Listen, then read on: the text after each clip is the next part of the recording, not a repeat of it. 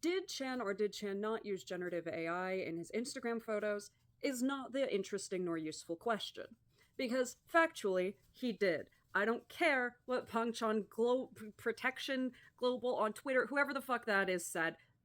They're either wrong or lying to you. In fact, I know they're lying to you because everyone who has pointed out that they're wrong gets blocked by them. So they're lying to you. It is factually generative AI. Let's ask some actually more interesting questions than is it generative AI or not. The way that the iPhone cleanup tool works, if that's what he used, we don't know that's what he used. But since all of the debate is about the iPhone cleanup tool, let's say that that's what he used. If what he uses the iPhone cleanup tool, the way that it works is that iPhones have on some devices the option, and my understanding, I'm not 100% certain. I don't have an iPhone, so I don't know what prompts they give you. But it seems like it's one of those things that you can opt out of, but that mostly you probably just say like, yeah, do it when you turn on your phone, right? That's what it seems like, at least from the documentation I've read. The way that the cleanup tool works is that it's part of the Apple Intelligence Suite, the AI suite, which has three layers of AI. There is the standard,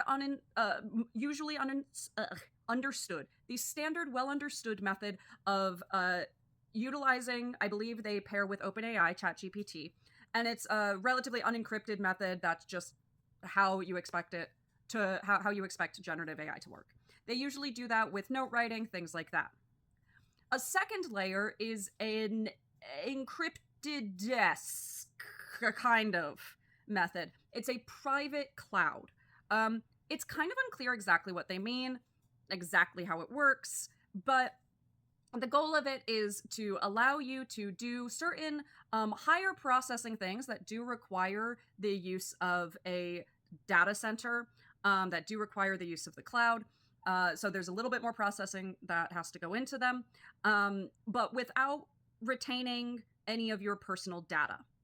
It is unclear how metadata might play into this. It's been a while since I caught up on the EU laws, so I don't really remember. I don't believe that metadata is part of their conceptualization of personal data. So usually when places are talking about your personal data not being stored or accessible, they're not talking about your metadata. If you don't know the difference between metadata and personal data, you should look it up. It's really important. The way that the cleanup tool usually works, it sounds like, I think maybe sometimes it gets sent to the personal cloud, but the way it usually works, if not always, is that there is an on-device generative model made. Now, for some people, this takes away their argument that they care at all, that they don't care about you using the on-device generative AI because that doesn't have the environmental impact, which might be valid. We'll come back to that, though. This brings up a lot of really interesting questions, though, about essentially spyware. Now, all of our phones, way more spyware than they ever have been before.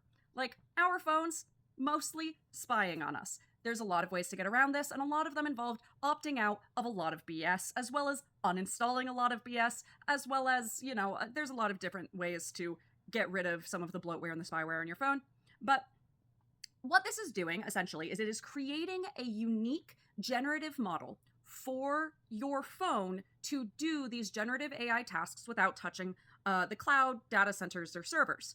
That's part of the reason why the Apple cleanup tools, the generative AI on them, the photos, are so ugly and so clearly generative AI. The Android tool, which I have just turned off, I turned it off from the get-go. I have not turned it back on, but the Android tool is much more sophisticated because it doesn't have this on-device model. Now, here's some questions I have about the on-device model, right? One, what is the extra energy use of creating this on-device model? How frequently is it running? How frequently is the model updating?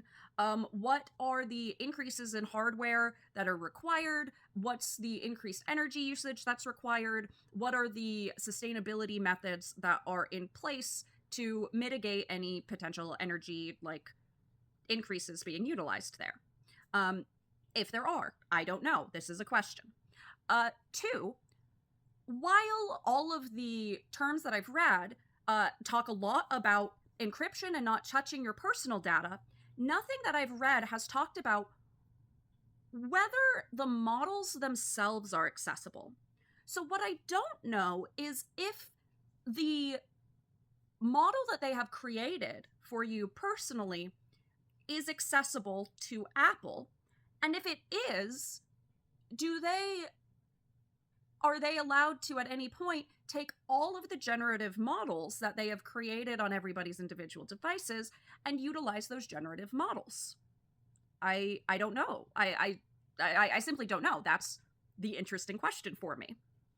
So those are some of the big questions about the cleanup tool specifically that I have. I also have some questions about the personal cloud, that private personal cloud method that they have. For instance, like, yeah, it was not going to store your personal data or make it accessible to Apple employees or things like that. But what about the metadata? What data does it store, if any? Do the images or things that get sent through that private cloud, if the personal data is removed from it, can all of the rest of the data still be moved onto like their other models and be used in other ways? These are questions I have. The last question is about our ideas of visibility. Right? So let's say that the only thing you're concerned about with Gen, you are not concerned about the spyware on your own phone or your own device. You are only concerned about the immediate environment, or you're not concerned about the secondary environmental concerns, et cetera and so forth. You're only worried about the immediate environmental concerns of individual generative AI lookups and searches. We then have the question of visibility. At what point do we say, I know that maybe I'm not worried about the method by which you used this, but I am worried about the fact that you are using this publicly in a way that helps people justify their own usage of something that, because I know they don't understand it, they may not be using in ways that I am as comfortable with as I am with you using it. So those are my much more interesting questions about Pangshan's generative AI Instagram photos than the question of did he use it, because that is just already factually known that it was used. And there are more interesting questions to be asked.